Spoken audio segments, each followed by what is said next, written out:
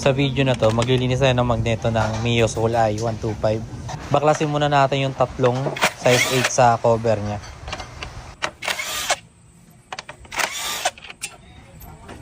Tatlong size 10 naman sa may pan niya.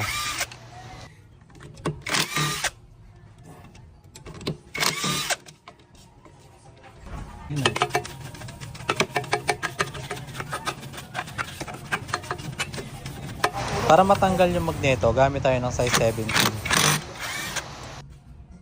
Para matanggal yung magneto, gamit tayo ng special tool na pantanggal sa magneto.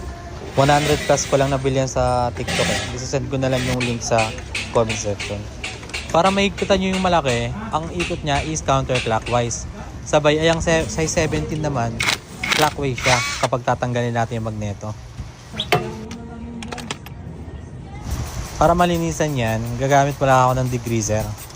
Mas okay din na panlinis yan eh, para safe sa mga rubber parts.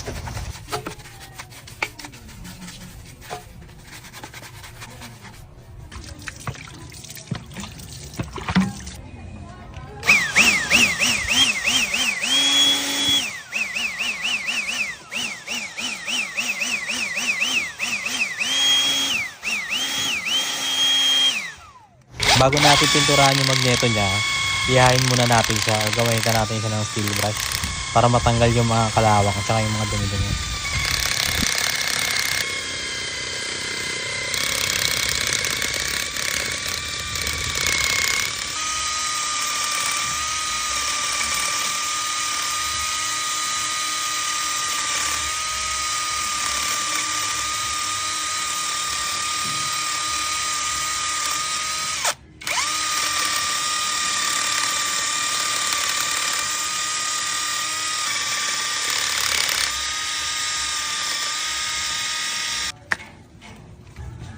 Kapag okay na, pwede na natin siyang pinturahan. 2 beses ko pala siya pipinturahan. After natin mapinturahan yan, 15 minutes to 20 minutes, pwede na natin siyang pinturahan ulit.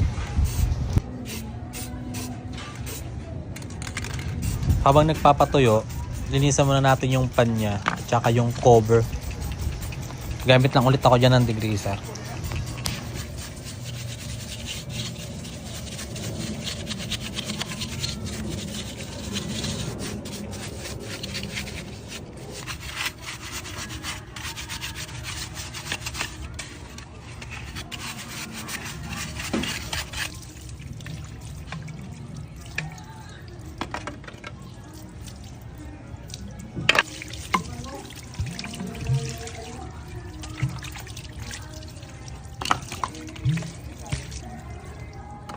Kapag okay na, salpak na ulit natin yung magneto niya.